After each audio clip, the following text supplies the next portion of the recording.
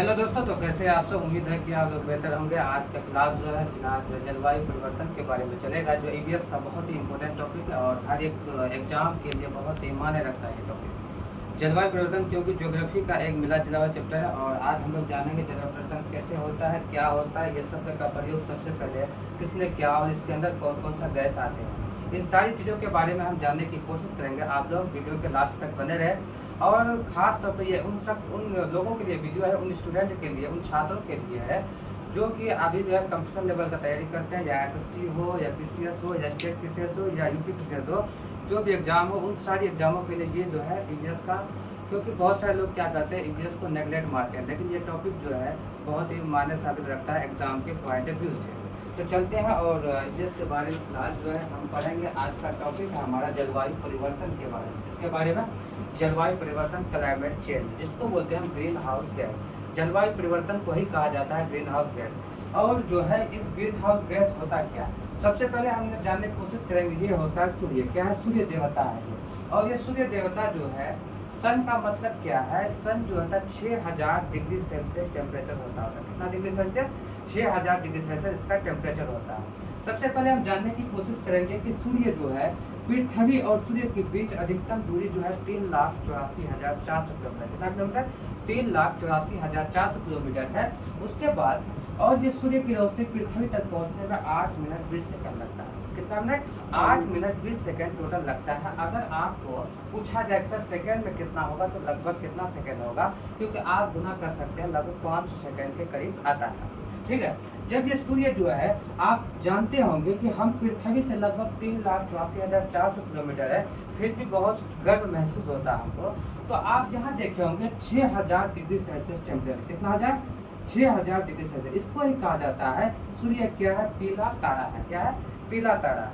अब जब सूर्य से यहाँ से जो किरण निकलता है, क्या निकलता है? किरण निकलता है, डायरेक्ट क्या होता है, वो पृथ्वी पर आता है। क्या आता है? डायरेक्ट पृथ्वी पर आता है। तो पृथ्वी पर ये सूर्य किसका मिश्रण है? सूर्य किससे किससे मिलकर बना है?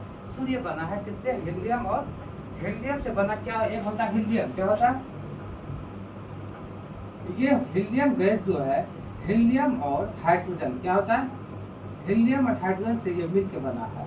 हाइड्रोजन का मात्रा जो होता है सबसे अधिक होता है किसके कंपैरिजन में? किसके कंपैरिजन? हाइड्रोजन का मात्रा सबसे अधिक होता है हीलियम के कंपैरिजन में। सबसे अधिक किसका होगा? हाइड्रोजन का मात्रा होता है। तो अब सूर्य से जो किरण आया, तो आप देखे होंगे यहाँ आने के बाद कुछ अंश क्या होगा? परावर्तित हो जाएगा, यानी कुछ अंश बाहर हो जाएगा। तो आप देखे होंगे कि कार्बन का मात्रा क्या होगा? बढ़ जाएगा। कार्बन का मात्रा जब बढ़ा, तो जाहिर सी बात है पृथ्वी का तापमान क्या होगा? बढ़ जाएगा। पृथ्वी का तापमान जो है क्या होगा? बढ़ जाएगा। उसके बाद क्या होगा कि जब मौसम परिवर्तन हो जाएगा, मौसम परिवर्तन होगा। वही मौसम परिवर्तन को हम क्या बोले यहाँ पर कि क्या हो गया?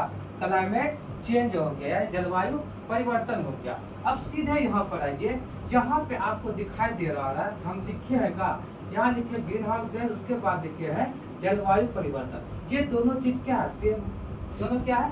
सेम चीज है। उसके बाद ग्रीन हाउस प्रभाव क्या होता है? ग्रीन हाउस प्रभाव सबसे पहले जानिए। ग्रीन हाउस गैस शब्द का प्रयोग जो किया था सबसे पहले, उसका नाम क्या? जोसेफ फोरियर नाम है। क्या नाम है? जोसेफ फोरियर साहब ने इस ग्रीन हाउस गैस शब्द का क्या किया? इस्तेमाल किया। अब ग्रीन हाउस गैस में कौन कौन सी गैस हमको देखने को मिलेगा? सबसे प्रमुख मात्रा में होता है क्या? Carbon dioxide. क्या होता है? कार्बन डाइऑक्साइड, जिसको क्या बोलते हैं हम? CO2 बोलते हैं। उसके बाद आता है मीथेन। आप देखे होंगे मीथेन को कहा जाता है कौन सा गैस? मार्स गैस कहा जाता है। मीथेन का फॉर्मूला होता है CH4। क्या होता है? CH4। और ये मिथेनवा जो है कहाँ निकलता है? ये मिथेनवा जो निकलता है आपका धान के खेतों से, या जहाँ तराई जमीन हो, जहाँ दलदली हो, जहाँ आर्द्र भूमि हो, उन क्षेत्रों में क्या निकलता है? मीथेन गैस निकलता है। क्या निकलता है? ये मिथेनवा गैस वहीं पे निकलता है। उसके बाद है नाइट्रस ऑक्साइड। नाइट्रस ऑक्साइड क्या है? आप देखे होंगे कि जब जो है आपको किसी चीज के ऑपरेशन करते वक्त क्या होता है? ऑपरेशन जब सक्सेस किया जाता है, तो जब लेडीज प्रेग्नेंट महिला जो होता है उसको जब ऑपरेशन किया जाता है, तो उसको हाथ से गैस दिया जाता है ताकि उसको दर्द का इफेक्ट ना हो और हमेशा करे मुंह में क्या हो? खिलखिलाहट हो। लेकिन ये जो है, ये गैस का इस्तेमाल अधिकतर जगहों पे किया नहीं जाता है। उसके बाद है जलवाष्प। क्या है? जलवाष्प। जलवाष्प आप लोग बखूबी जानते होंगे जलवाष्प के बारे में क्या होता है, ठीक है। उसके बाद होता ओजोन। आप देखे होंगे ओजोन परत क्या है, पृथ्वी को ढक के रखा। कौन सा परत? ओजोन परत। क्यों ढक के रखा है? सूर्य से जो अल्ट्रावायलेट रे आता है, क्या आता है? अल्ट्रावायलेट रे, जिसको बोलते हैं पराबैंगनी किरण। जब पराबैंगनी किरण वहां आता है मेरे भाई, अब पराबैंगनी किरण में जो है क्या करेगा, डायरेक्ट पृथ्वी एंट्री मार जाता। लेकिन जब ओजोन परत अगर नहीं होता तो क्या होता, डायरेक्ट पृथ्वी पे घुस जाता। पृथ्वी पे जब घुसता तो यहाँ पे क्या होता, हमको स्किन प्रॉब्लम हो जाता, बहुत सारी बीमारियों का हम क्या होता, शिकार हो जाते हैं। लेकिन जो है यहाँ पे क्या है, ओजोन परत लगा दिया गया। क्या लगाया है? ओजोन परत। आप देखे होंगे कि कैंसर का केस बहुत ज्यादा आ रहा है, स्किन का खराबी हो जाता है, खुजलाहट होने लगता है। ये मेरे भाई आप जानिए, जहाँ पे जब पराबैंगनी किरण आता है, कुछ अंश क्या होता है, धीरे धीरे यहाँ देखने को क्या मिल रहा है, छिद्र मिल रहा है। देखते हैं छिद्र हो रहा है धीरे धीरे। कहाँ पर? ओजोन परत पर धीरे धीरे छिद्र हो रहा है, जिसके कारण से कुछ किरण क्या होता है, अंदर एंट्री मार दे रहा है। जब अंदर एंट्री मार दे रहा है तो क्या होता है, अंदर जब एंट्री मारेगा तो यहाँ पे क्या होगा, नुकसान पहुंचाएगा। शरीर में क्या होगा, कैंसर की बीमारी हो जाता है, स्किन कैंसर हो जाता है। इसी को बोलते हैं। अब देखिए आपको पूछा जाए ग्रीन हाउस गैस के अंदर क्या क्या आता है, 4 को ऑप्शन दे देगा। पहला क्या है, कार्बन डाइऑक्साइड। दूसरा क्या है, मीथेन। तीसरा क्या, नाइट्रस ऑक्साइड। उसके बाद जलवाष्प। उसके बाद ओजोन। ओजोन दिवस जो हम लोग मनाते हैं, कब मनाते हैं, 16 सितंबर को मनाते हैं। कब मनाते हैं, 16 सितंबर को। ओजोन जो है, ओजोन परत किसमें पाया जाता है, समताप मंडल में। किसमें पाया जाता है, समताप मंडल में पाया जाता है ओजोन परत। और ये कितना, 20 से 35 किलोमीटर के दायरे। कितने किलोमीटर, 20 से 35 किलोमीटर के दायरे में ओजोन परत के लिए एक प्रोटोकॉल निकला, जिसको बोलते हैं मॉन्ट्रियल प्रोटोकॉल। क्या बोलते हैं, मॉन्ट्रियल प्रोटोकॉल। ये कब निकला था, ये निकला था 1987 में निकला था। इसके बाद ओजोन को जो मेजर करते हैं, किससे मेजर करते हैं हम, डॉप्सन से मेजर करते हैं। किससे मेजर करते हैं, डॉप्सन से। अब आते हैं ग्रीन हाउस गैस का प्रयोग सबसे पहले किसने किया, जोसेफ फोरियर साहब ने किया। अब ये प्रमुख ग्रीन हाउस गैस जो है उसमें आएगा क्वेश्चन, ये लिखे प्रमुख ग्रीन हाउस गैस क्या होता है। तो प्रमुख ग्रीन हाउस गैस जो होता है, प्रमुख ग्रीन हाउस गैस जो होता है वो क्या होता है, CO2 होता है। क्या होता है, CO2। उसका प्राकृतिक तौर पर सबसे अधिक क्या पाया जाता है, जलवाष्प पाया जाता है। क्या पाया जाता है, जलवाष्प। अब देखिए हम लिखे यहाँ पे दूसरा टॉपिक, ग्रीन मफलर। आप सुनते होंगे मफलर हम लोग क्या लगाते हैं, ठंडियों में लगाते हैं। लेकिन आप रास्ते में देखे होंगे रोड के साइड में सरकार के द्वारा भी नियम निकाला जाता है कि रोड के साइड में पेड़ पौधा लगना चाहिए। तो क्यों लगाया जाता है, ये सड़कवा जो है यहाँ पे, ये सड़कवा में क्या होता है, ये पेड़ पौधा लगा देता है साइड में, है ना। ये साइड में जो पेड़ पौधा लगता है, तो आप देखे होंगे बाइक जो हनहनाते से निकल जाता है, तो साउंड क्या होता है, बहुत ज्यादा बाइक से निकलता है। जब बाइक यहाँ से क्या होता है, एक स्टैंडिंग में स्टैंडिंग क्यों करता है, हनहनाते में बाइक यहाँ से निकलेगा, कार निकालेगा। तो आप देखे होंगे अगर पेड़ पौधा ना लगाए तो क्या होगा, ध्वनि का प्रदूषण होगा। वो ध्वनि प्रदूषण को हम क्या इसलिए क्या करते हैं कि पेड़ पौधा उसको सोख लेता, आवाजों को कम करता है, इसलिए कहता है ग्रीन मफलर। इसको क्या बोलते हैं हम, ग्रीन मफलर बोलते हैं। अब देखिए ध्वनि प्रदूषण, इसी प्रदूषण को कम करने के लिए पेड़ पौधा सड़क के दोनों साइड में लगा देते हैं। उसके बाद ग्रीन मफलर का क्या विशेष है, क्या विशेष निम्न विशेष, क्या विशेषता है उसका। सबसे पहले ध्वनि प्रदूषण अधिक करना, ध्वनि प्रदूषण कम करना, आवेग मापन करना, मोर देन 1। तो मेरे भाई सबसे सुटेबल ऑप्शन क्या होगा, ऑप्शन बी होगा, क्योंकि ध्वनि प्रदूषण को कम करने के लिए हम लोग क्या करते हैं, ग्रीन मफलर का प्रयोग करते हैं रास्ते में।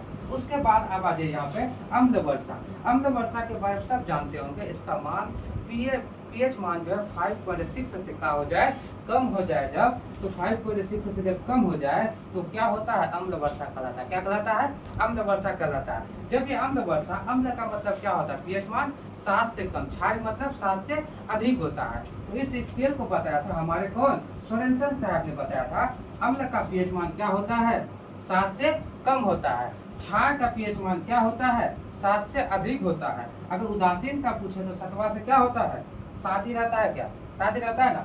उसके बाद परबल क्षार, परबल क्षार मतलब स्ट्रॉन्ग क्षार। क्या होता है, स्ट्रॉन्ग मजबूत क्षार होता है। उसका pH मान होता है 14। क्या होता है, 14 होता है। अगर परबल अम्ल पूछे, स्ट्रॉन्ग एसिड पूछे, उसका मान क्या होता है, 0 मानिए, है ना। अब देखिए अम्ल वर्षा के बारे में क्या पूछा यहाँ पे। अम्ल वर्षा में जो होता है कौन कौन से गैस जिम्मेदार होते हैं। आप देखिए वायुमंडल गैस CO2, SO2, NO2 क्या है, मेन प्रमुख दिखा होते हैं। 3 तरह के हम मान के चले अम्ल वर्षा के लिए। जब वर्षा होता है तो जाहिर सी बात है पानी का जो होता है मान क्या होता है, H2O होता है। जब इससे ये मिलेगा तो जाहिर सी बात है H2CO3 होगा।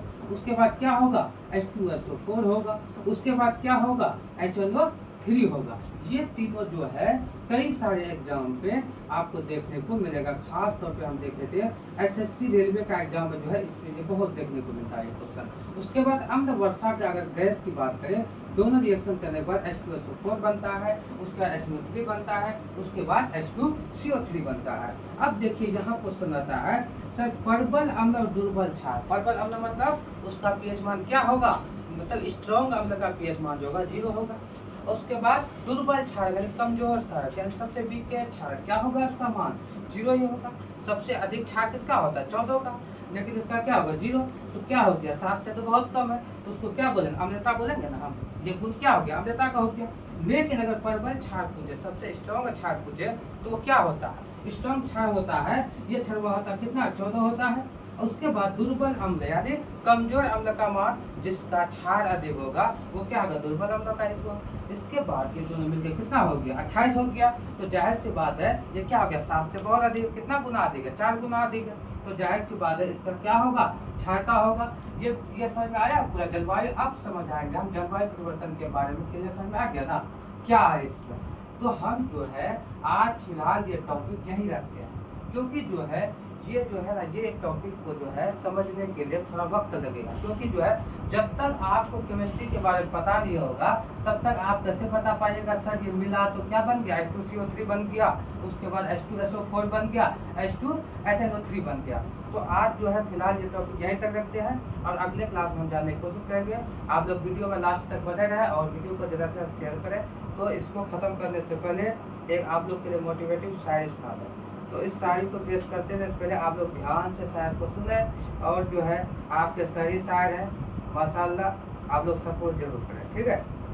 ये शायरी जो है आप सभी स्टूडेंटों के लिए बहुत इंपॉर्टेंट शायरी है। देखिए अब कहा क्या गया शायर में, शायर साहब ने बहुत गहरी बात की। शायर इन्होंने कहा है ठोकरे खा के भी ना समझे, ठोकरे खा के भी ना समझे तो मुसाफिर का नसीब क्या।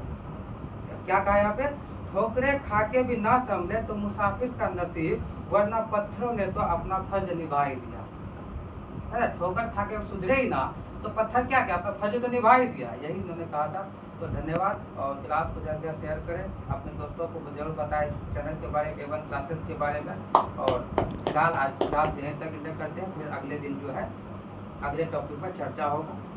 धन्यवाद।